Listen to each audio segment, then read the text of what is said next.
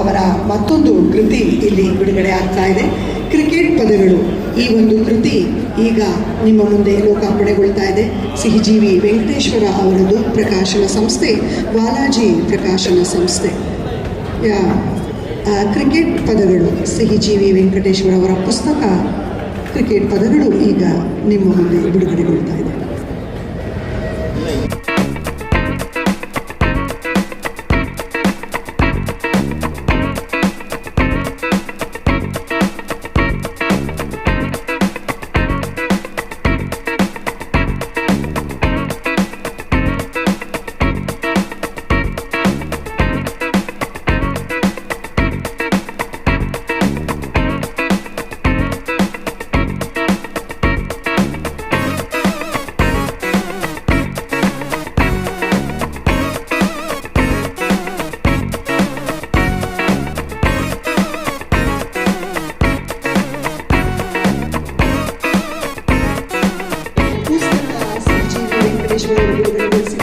ಲೇಖಕರಾದ ಸಿಹಿಜೀವಿ ವೆಂಕಟೇಶ್ವರರು ಆ ಒಂದು ಕೃತಿಯ ಬಗ್ಗೆ ನಿಮ್ಮ ಮುಂದೆ ತಮ್ಮ ಅಭಿಪ್ರಾಯವನ್ನು ಹಂಚಿಕೊಳ್ತಾ ಇದ್ದಾರೆ.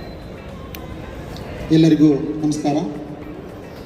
ನಮ್ಮ ನಾಡಿನ ಪ್ರಖ್ಯಾತ ಲೇಖಕರು, ನಮ್ಮೆಲ್ಲರಿಗೂ ಅಕ್ಷರದ ಹುಚ್ಚಿಡಿಸಿರತಕ್ಕಂಥ ಜೋಗಿ ಸರ್ ಅವರೇ, ಹಾಗೂ ನಮ್ಮ ಕನ್ನಡ ಪುಸ್ತಕಗಳು ನಾಡಿನೆಲ್ಲೆಡೆ ದೇಶದೆಲ್ಲೆಡೆ ಪ್ರಪಂಚಾದ್ಯಂತ ಪಸರಿಸಲಿ ಅಂತಕ್ಕಂಥ ಭಾವನೆ ಇಟ್ಕೊಂಡು ಅಕ್ಷರ ಸಂತ ಅಂದ್ರೆ ತಪ್ಪಾಗಲಾರ್ದವ್ರನ್ನ ಅಕ್ಷರ ಪರಿಚಾರಕ, ಅಕ್ಷರ ಸಂತ ಹಾಗೂ ಅಕ್ಷರದ ಒಂದು ಏಳಿಗೆಗಾಗಿ ತಮ್ಮ ಜೀವನವನ್ನೇ ಮುಡುಪಾಗಿಟ್ಟಿರ್ತಕ್ಕಂಥ ಶ್ರೀಯುತ ವೀರಕಪುತ್ರ ಶ್ರೀನಿವಾಸರವರೇ, ಹಾಗೂ ಈ ತುಮಕೂರಿನ ಈ ಸಂತೆ, ಪುಸ್ತಕ ಸಂತೆ ಯಶಸ್ವಿಯಾಗೋದಕ್ಕೆ 3 ಜನ ಬಹಳ ಮುಖ್ಯವಾದ ಕಾರಣರು.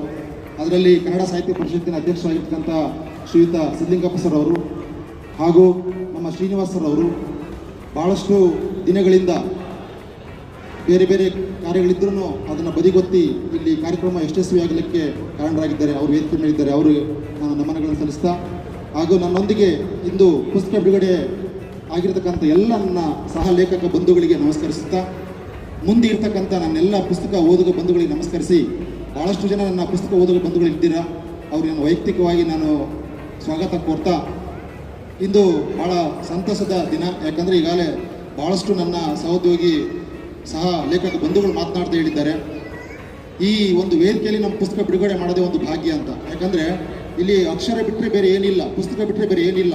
ಅಕ್ಷರ ಸಂಸ್ಕೃತಿ, ಪುಸ್ತಕ ಸಂಸ್ಕೃತಿ, ಇಂತಹ ಸಂಸ್ಕೃತಿಯ ಒಂದು ವಾತಾವರಣದಲ್ಲಿ ನಮ್ಮ ಪುಸ್ತಕ ಲೋಕಾರ್ಪಣೆ ಆಗುತ್ತೆ ಅನ್ನೋದೇ ಒಂದು ನಮ್ಮ ಭಾಗ್ಯ, ಒಂದು ಪುಣ್ಯ.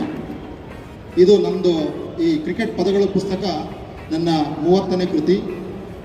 ಈಗಾಗಲೇ ನಾನು ಕಾದಂಬರಿ, ಕತೆ, ಮಕ್ಕಳ ಕತೆ, ಜ್ಞಾನೋಕತೆಗಳು, ಹನಿಗವನಗಳು, ಹೀಗೆ ಬೇರೆ ಬೇರೆ ಪ್ರಕಾರಗಳಲ್ಲಿ ನಾನು ಪುಸ್ತಕ ಬರೆದಿದ್ದೇನೆ.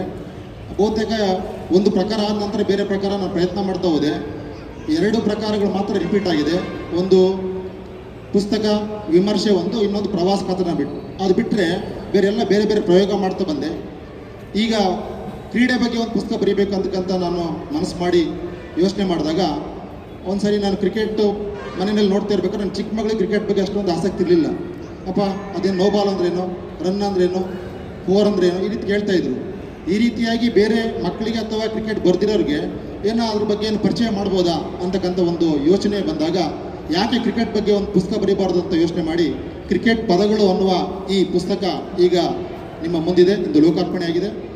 ಈ ಲೋಕಾರ್ಪಣೆ ನಂತರ ಓದುಗ ಲೇಖಕ ವಿಭಾಗದಲ್ಲಿ ಪುಸ್ತಕ ಲಭ್ಯ ಇರುತ್ತೆ, ನೀವು ಇದನ್ನು ಕೊಂಡು ಓದಿ ಅಂತ ಹೇಳ್ತಾ, ಇನ್ನು ಈ ಸಂತೆ ಬಗ್ಗೆ ಮತ್ತು ಓದುಗ ಲೇಖಕರ ವಿಭಾಗದ ಬಗ್ಗೆ ಮಾತನಾಡಬೇಕಂತ ನಾನು ಆಸೆ ಪಡ್ತಾ ಇದ್ದೀನಿ. ಯಾಕಂದರೆ ನನಗೆ ಈಗ 30 ಕೃತಿಗಳ ಒಂದು ಲೇಖಕನಾಗಿ ನಾಡಿನಾದ್ಯಂತ ಲೇಖಕರು ಕೊರಿಯರ್ ಮೂಲಕ, ಪೋಸ್ಟ್ ಮೂಲಕ ಪುಸ್ತಕ ತರಿಸ್ಕೊಳ್ತಾರೆ.